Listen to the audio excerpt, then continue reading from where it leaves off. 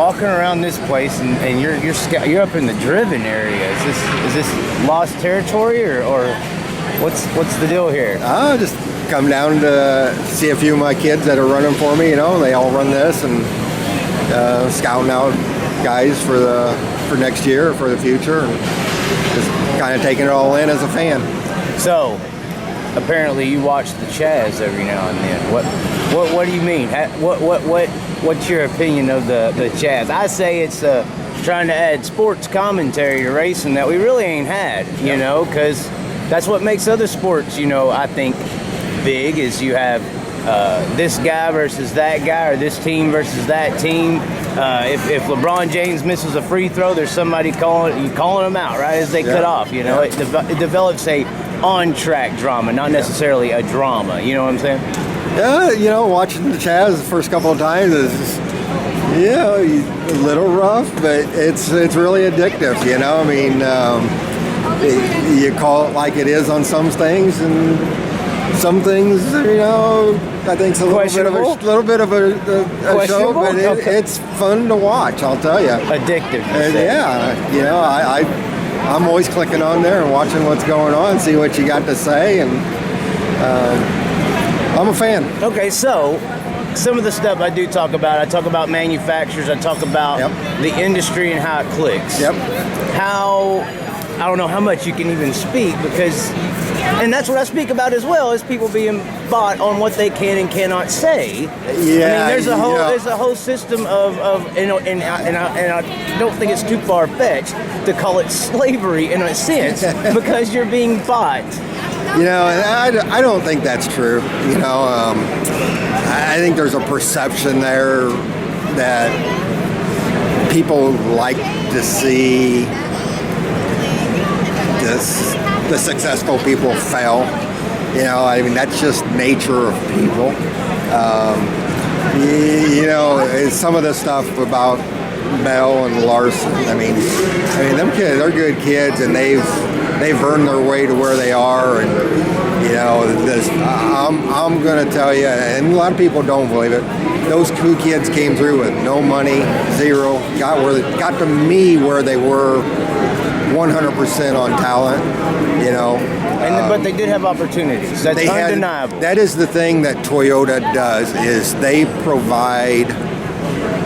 put these kids in the best situation to either prove you got talent or you don't. And not everybody, there's a lot of kids that get put in that situation and they don't prove themselves that they have the talent.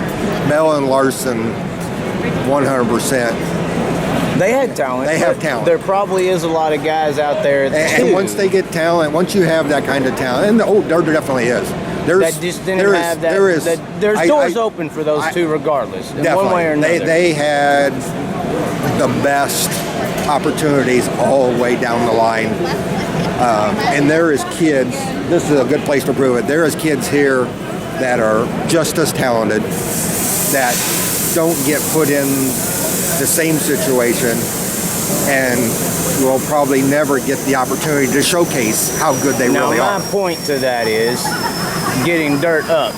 The standard, the attention, the awareness of the dirt, because not everyone's going to have a chance to go to Keith Kunz. Yeah, that's true. And not a lot of people are going to have the chance to go rent out a truck for $3.5 million either. That's true. Whether Toyota supported or not. Correct. So, what is your idea or thought on that? Because it does seem that Toyota, the midget series is looked at or used as a stepping stone to a next level. And an old guy talked to me. He said, when did my 400 horsepower or whatever midget become a developmental car? This is a hard race car to drive.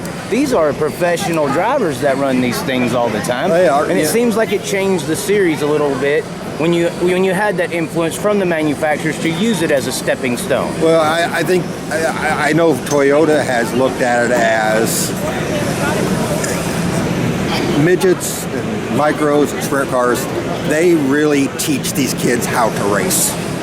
Anybody can get in, not anybody, but you get in them stock cars and you're holding wide open. You don't drive the cars. Cars are driving, and they're boring and all that. These things teach you how to race.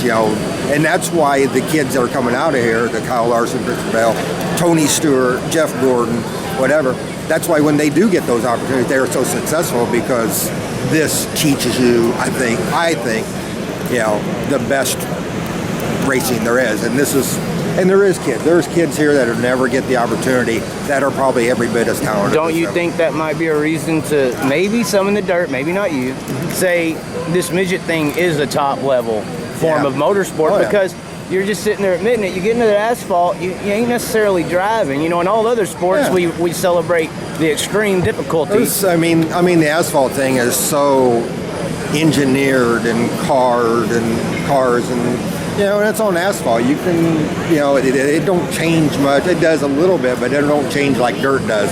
You know, this dirt racing, you know, the driver has to search around and find the racetrack and know when it changes. And that's why guys like Kyle and Christopher, you know, are great. You watch them. I mean, they can move on it. They see when it's changing and go to different places and change direction and never hesitate when they get to traffic. Well, and a lot of other guys too. And the other thing, you know, I mean, the thing that makes those two guys so good is you go run 200 miles an hour and then you come back to this stuff. It does slow down. It all slows down.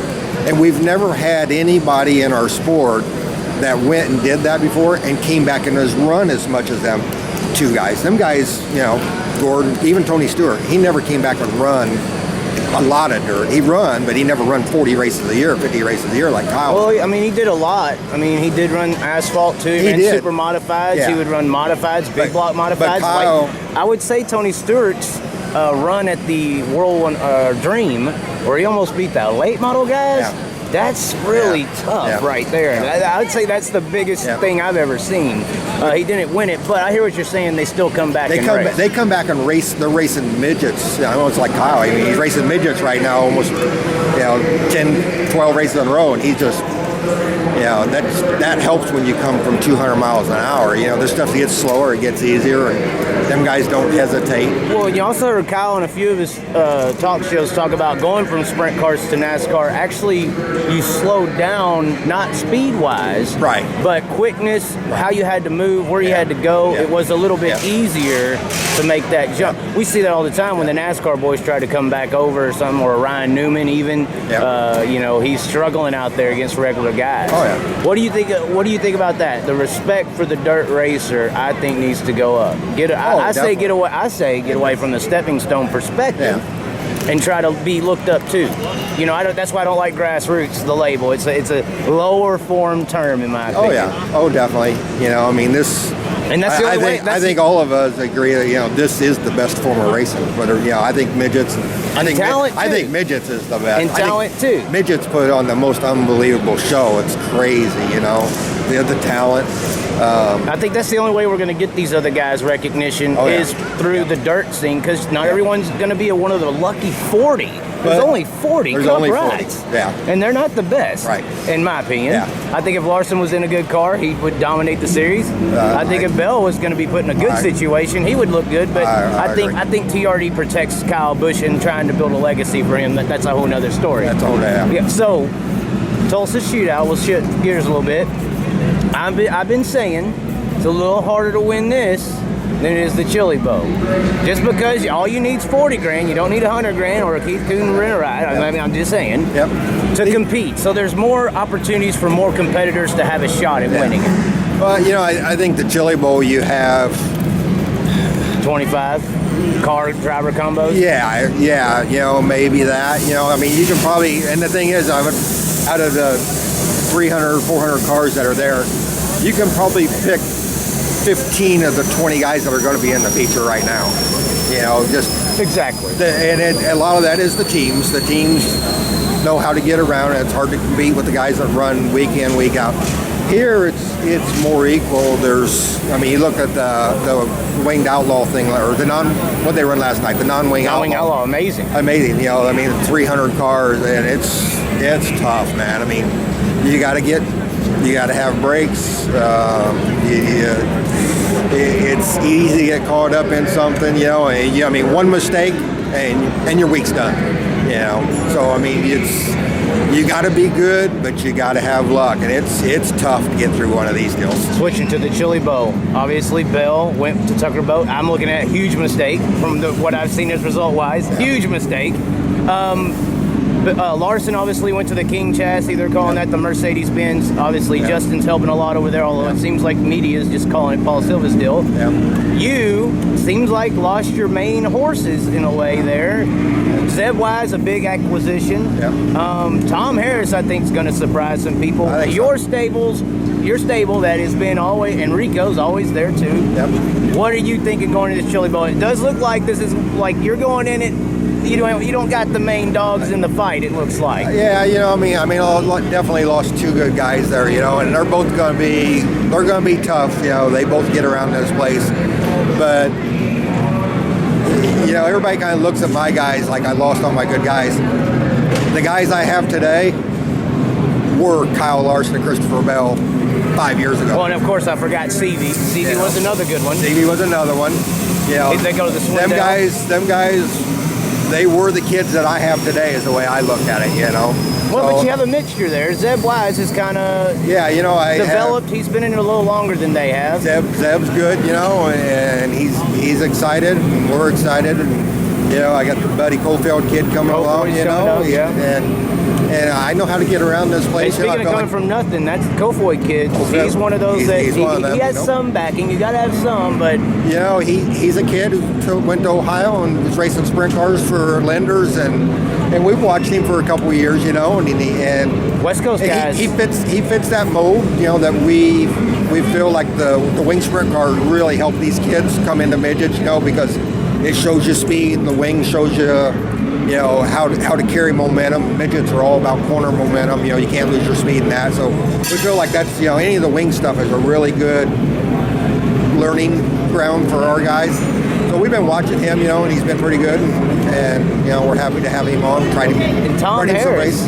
People don't understand it. Tom Harris beat Lewis Hamilton in the UK British Driver of the Year, 7th time. You know, I watched Tom here a couple years ago, and everybody, I was like, "Who is this guy?" You know, he made the main last year. He went out last year. Well, man, this guy with an average equipment car. And then watched him this summer. You know, he made the Kings Royal. He made Knoxville, I believe.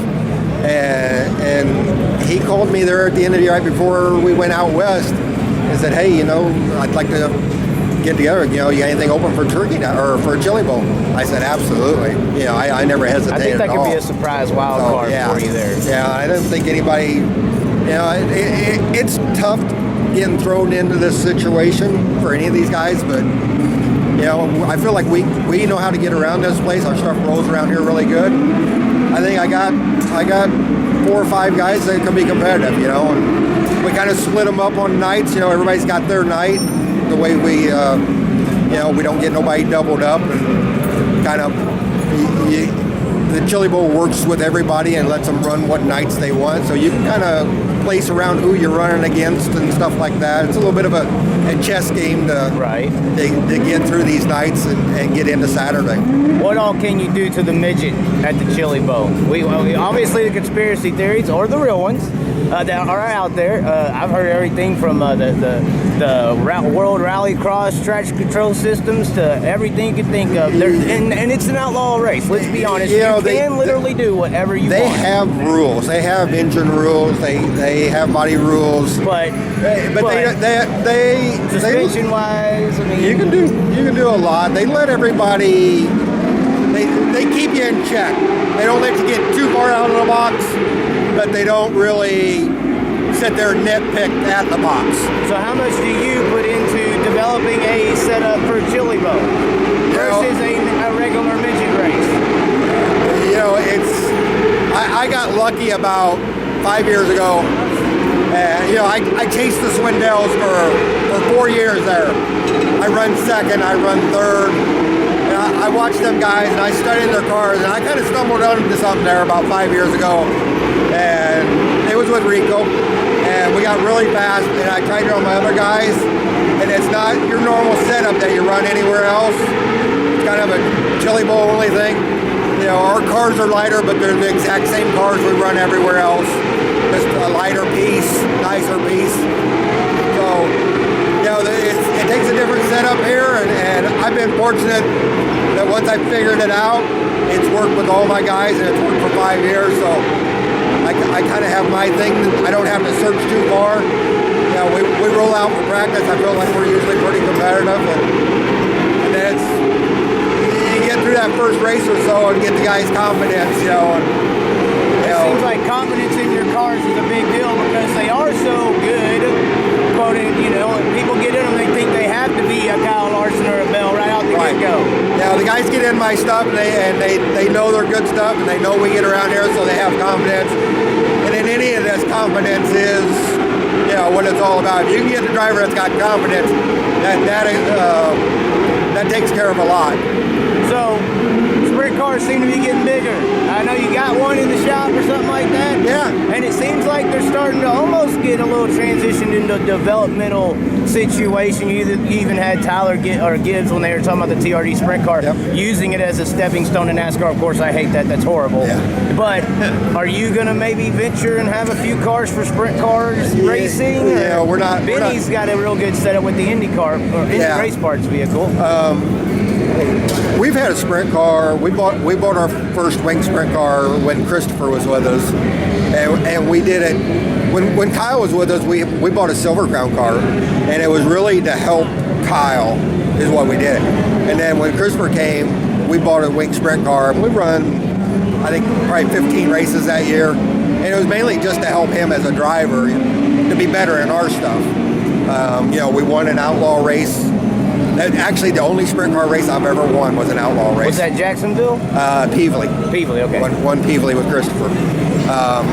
So, you know, we kind of use the sprint car to help some of our guys be better in our midgets, because our midgets is our main focus.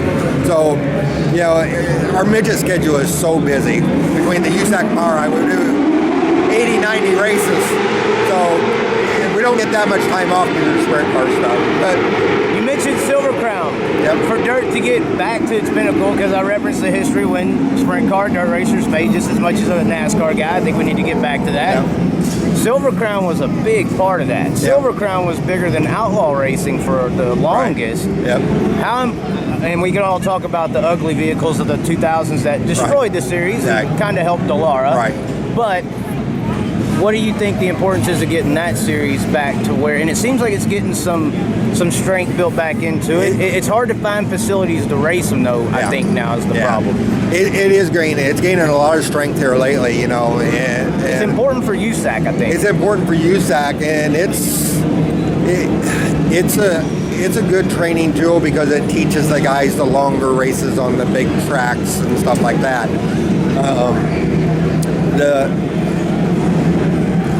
It seems like the older guys with more experience are better at it, you know, more, I don't know, the guys that seem to be successful in the Silver Crown stuff are the guys that have more experience in sprint cars, midgets.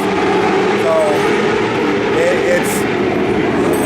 it's hard to be the development tool to go onward. Well, that's what I'm talking about. I'm talking about turning it into a pinnacle. To hell with going onward. I'm done with sending them. I don't want to send dirt guys in NASCAR no more. Right. We need to do all we can to bring Larson and Bell back, in my opinion. Let's build our sport. And that is the key, you know. But you know, to do that, we got it's hard to put people in the stands enough to pay enough. And I speak of that, and I think that's a lack of relevance and respect. You go down the street, I've been here in Tulsa, and ask waitresses what the chili bowl is, and they don't know what you're talking about. They don't know what you're talking about. That's an issue of relevance and respect. Yeah. Because if they respect you as a badass, everyone knows who you are. You know, and I think that is kind of marketed here. I mean, at the end of the day, a dirt oval. You know, back in the old days, you didn't have all the TV stuff where you could just sit at home and watch it on your computer. Now you can sit at home and watch it on the computer, and it's better than being live. And there's so many things to do, so many other things to see. It's just a different, changing world. people in the seats is, I don't know what the answer is, but I'm it's just definitely saying hard. I think it's to do with the change of times. If we're showing a person a wing sprint car or a USAC midget, I think it would help dirt racing a lot if they show that person, say, here's one of the baddest drivers on the planet and one of the baddest vehicles on the planet, but under this umbrella of asphalt, it's a grassroots vehicle that helps you get to our trucks. Yeah. Nobody wants to watch AAA basketball, bro. They want to see the pros. Exactly. I'm gonna argue that, bro. You're not gonna get away with that grassroots, bro. You're not gonna get away with it. But anyways, I know you can't talk. I feel you. You got your contracts you got to oblige by. But are you shaking your head? TRD don't work with you? What do you mean? They don't help you out at all? No, they help no. me out. Okay, Oh, definitely. okay. I'm just protecting you. I'm saving you right now. Yeah. Is there any other manufacturers you're hearing may get into the midget scene? No, I haven't heard of anything. I mean, there's always been. I mean, come on. There's always been speculation, of Honda doing some stuff, and Mopar was in it for a little bit, Chevy, but nobody has showed the dedication like Toyota has to get in there, and that's with the technology, and I mean with Toyota, they've taken over the market in the midget stuff basically because it's not because they have a more powerful motor and all that. It's because they're the only one that cares. It's they're the only ones that care. It's a more reliable motor than anything out there. And you hear about the cost of it, and they are expensive. But I guarantee you, in the long run, in the end of a year, they're cheaper than some of the other brands out there because of reliability. Well, and the cost ain't going to change. The only fix to these costs is to get the relevance and respect for your racers up in the regular world so we can fill the stands and pay more money to win the races. Yep. Now, this, unfortunately, Chili Bowl and Tulsa is not the greatest example of talking about raising pay when you can't have people in the stands, but that's a whole nother subject. Ask the micro racers. 1,000 to win. 1,000 to win. 1,000 to win, but I think it's 1,000 to park. It's hard for promoters to. It's hard. It's hard. This is not the greatest example. It's hard at a lot of regular racetracks. It's hard to promoters when they pay $1,000 and you get 1,400 entries. This is a rarity. Why pay more? This is a very big rarity. Yeah. I think a lot of regular tracks could build some stands and pull in 20,000 a night. You could raise your purse up to make that 60,000 or whatever cost it is for a motor make sense. I think it's amazing to watch Western Springs over there, and you look at they got 20,000 people in the stands at a midget race. It's amazing. There's something there for it to learn from. We need to learn that they don't have NASCAR. Their top form of oval racing is dirt. That's true. So they have the relevance and the respect. Yep. We're getting played, Keith. We're getting played, Keith. You're helping them. You're helping them. Anyway, all right. That's all you got? Who's all your drivers? Make sure everybody knows. Zebwise. For Chili Bowl, we have Zebwise, Cannon McIntosh. And what do you think about him?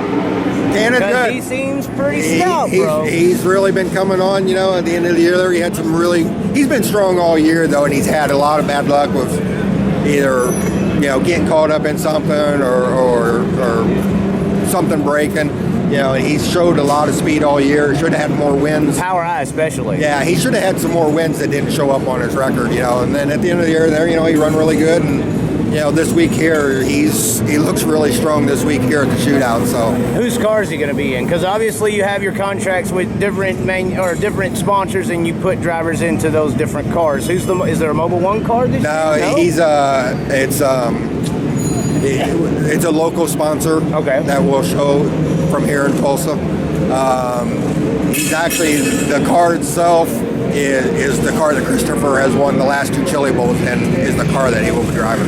Oh boy, you're telling him. You're going to send him off to trucks. We pulled that car off the showroom floor just now. If Mr. McIntosh can't raise up $3 million for a truck or $1 million for ARCA ride, he's stuck running midgets. Well, there'd be nothing wrong with that, will there?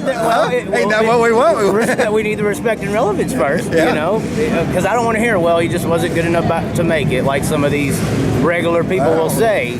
They just don't know the money amount that's going into this. We'll just see what the future brings for Mr. McIntosh. But we also, we have Zebwise. He'll be in the IWX car. Okay, the 71? Yep. Buddy Colvoyd, he'll be in the 67 Mobile One car. So there will be a Mobile One car. There will be a Mobile One car. And is he next year in that too? He'll be next year full time in the Mobile One car. Rico will be in the Safe Light car, and then Tom Harris is going to be in the J. Davidson scrap metal car, which is his local sponsor that he has. And then Holly Holland will be in a JBL car, and Presley Trudson will be in just a KKM car. And that's a female racer out of the northern area, Minnesota, I believe? She's out of North Dakota or something. Somewhere in that region. Up there where Donnie Schatz is from, and she we kind of got together. She'd run a lot of Power Eye stuff this year for Zach Dom. And I watched her some nights there, and I was excited what I seen. And, she's going to run Chili Bowl 4s. And then Holly's going to get a chance to do more stock car stuff this year. Toyota is going to let her run and Drive for Diversity. Drive for Diversity. Let's put that in there as well. She's going to get to go run some super late models, maybe a little bit of K&N stuff, and then split that between that and some midget stuff. So when she's not running for us in the midget, we might fill in a few races and let Presley run some stuff and get some experience and see how that works out. Sure about that? Given some opportunities. Sure? Are you sure? Well, sure. You're sure? I'm sure. Is the opportunities important for your midget deal to work? Yeah, I mean, again, it's the showcase area, and they're trying to get that audition. It's like an audition. It is. Fortunately or unfortunately, fortunately or unfortunately, it's an audition. I say unfortunately, it is what it is. But again, we're supplying opportunities for kids that would never get that audition, and whether it's an audition for that or kids that are coming to us that get good enough in our stuff. Not everybody's going to make it. Not everybody's going to be one of those 42 That's drivers. not make it. That's true. In my opinion, not everyone is going to be one of those 42 or 40 or whatever that number is. Yeah, they ain't got no fans and nobody cares. If these kids can come to us and get better to where they can go and get a ride on their own, whether it be sprint cars or midgets or whatever. You put a decent year in a Keith Kunz midget for a year, and now all of a sudden you're a household name. Yeah. You can go and get rides. Tanner Thorson, has went on and is running for some other people. Tanner Carrick picked up a ride this year with Petrie. These kids come to us to get better and just racing as much as we do, they naturally get better and they're able to go on and get rides in sprint cars, midgets, and hopefully make a living at it. What we need to do, get Kyle Busch in here and expose some of these guys. Whoop their ass up and down the track. That's how that's the only way you're gonna do it. You got to show the world. I can't stand a person saying Chase Elliott would win 3 Knoxville Nationals. It's funny. But to the regular world that looks at this as grassroots beginner level, as Larson and Bell's example kind of shows, they must be better. They're up there in NASCAR with Kyle Larson. They must be better than all the dirt people too. I mean, that's an idiotic perspective. But if you don't know any better, we obviously admitted nobody knows what a dirt track is. So that perspective is real. We need to whoop Kyle Busch's ass. Bring them all down here. They'll be in the J main with Amber Balkan. I agree. They would struggle here. They would struggle anywhere. Mini stock, modified, late model. There's a bunch of, I say it all the time, there's Tom Brady at every local racetrack without a draft. Yep. And that's just the truth. There's some worker out there. Yep. Yep. So. Not everybody gets the same chances to showcase their talent. And that's the point I've been making is, 14-year-olds kicking ass is cool and all that, but what about 30-year-old who had to go out, get a job, finally saved $100,000 to have something? He could be just as talented as that 14-year-old. He just didn't have that opportunity. Yeah, he just wasn't in the right place at the right time. Right. And the only way to get that guy's respect is this dirt getting respect, because you ain't going to go to NASCAR at that age. Yep, you're right, exactly right. They don't care about him anymore. Yep. They care about little boys and girls, old men and little boys and girls. We don't even want to talk about that with your gray beard. No, I'm just playing. I'm just playing. That was good. You're even laughing. See, it works. Who do you got? Who do you watching here before we let you go? One of the guys that worked for me, Big Al, he has some cars with Joe B. Miller, so kind of watching what them guys do, hanging out with them. But then also got Dason Pursley kind of came down. And Mariah E. that's over there with them. Mariah's over there with them. Yeah, she gave Larson a run for his money at the showcase. At the showcase, exactly. So. And there's a family there that came from midget sprint cars, Silver Crown cars, And it seems like there's a manufacturer war in the micro scene. Yeah. It's chassis though. It's Riven, 10J, Hyper. Yep. You don't kind of not have that in the midget scene, but maybe Larson's creating one with King chassis now. Yeah. He's coming after you now. What do you think about that? The manufacturing war that is kind of obvious. I think that's always been something with the micros, and sprint cars, J&J. It's a lot of what drivers are in what cars. You put Frank Flood in something, he's going to win races. Whether his hands ripped off of him. Right, Jake Hagopian. There's certain guys around here, no matter what car they're in. So, you try to get one of them guys in your chassis, and then, they go out and win, and then you can sell chassis. So, it's all business. I'll tell you who needs to be in your midget. There's a guy over there, 9 to 5er, barely able to get by. And he's one of the baddest men in the building. Who's that? Kyle Spence. Kyle Spence, yep. Kyle Spence. If you have a seat open when that PA Speed Week for the midgets come around, you need to give that boy a call. Yep. He's over there, bro. He's over there. I'm just messing. But he is really good. There's a lot of guys like that. There's a lot of guys like that, exactly. There's a lot of guys even though like he's that. a little older, has a little beard, you can still chase after him. Dason. Right here. Oh no. Right here. Dason Pursley. That's the kid I'm down here watching. And you're off in the Ryan Tim's teammate, Randy Tim's team, DriveWFX.com. Yep. Dason run for me all year. And y'all swept everything, correct? So far, pretty much? I got one more heat race. But so far, y'all swept everything. Non-wing outlaw, and he won the restricted as well. Yeah. And then you won the ACOS. Yeah. So, good pick. That's crew chief there. I mean, he's got... You know who his crew chief is? Billy. Billy. You know who Billy used to take care of? I joked and said, "Hey, what's up, Micro Keith Kunz?" to Billy earlier. You know who Billy used to take care of?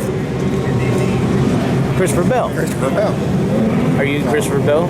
I want to be like him, Get away, Toyota. Get away. You should go drive the Outlaws in the 21 car. It's 21. If that's where you end up, you'll be happy, though, won't you? Yeah. There you go.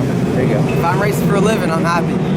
You'll be mad when you're in one of those cup cars and you can't drive the son of a bitch because it's driving you, and you're on asphalt and you can't change the setup. I mean, you're limited on what you can do in those cars. You can't really drive those cars. Anyway. All right. Are you glad you got to do that? Yeah. You got to plug them? I got to plug a good kid there. I mean, that's the kind of kid. These are the kids that you're talking about that, never get the chance. There's 1,000 of these kids, just like that are very talented. Team does this year, a lot of experience, and you can see how much better he is coming back to run the micros now. I mean, it's like that, I mean, he's one of the kids to beat this weekend. And is he going to be one of your midgets? He'll be with us all year, yep. What about not Chili Bowl, though? No, he's not old enough. You got to be 16. He's still 15, so 2021. But next year, full-time? Yes, next year he'll be running full-time with us, USAC. And Power Eye. We're going to go race as much as we can and get as many laps as we can. Power Eye seem to do a good job ever since they changed their labeling of their name, so USAC leaves them alone. Yeah, That's sad. Power Eye's done a good job. I mean, that's a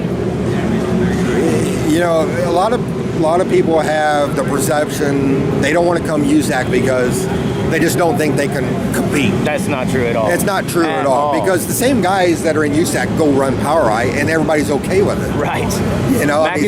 Macintosh is the Power Eye guy as far as I'm concerned. Is just as tough, if not tougher, than it's just USAC. Regionally based. It's still the regular families can actually race. Yes, and Kenny Brown does a good job promoting it.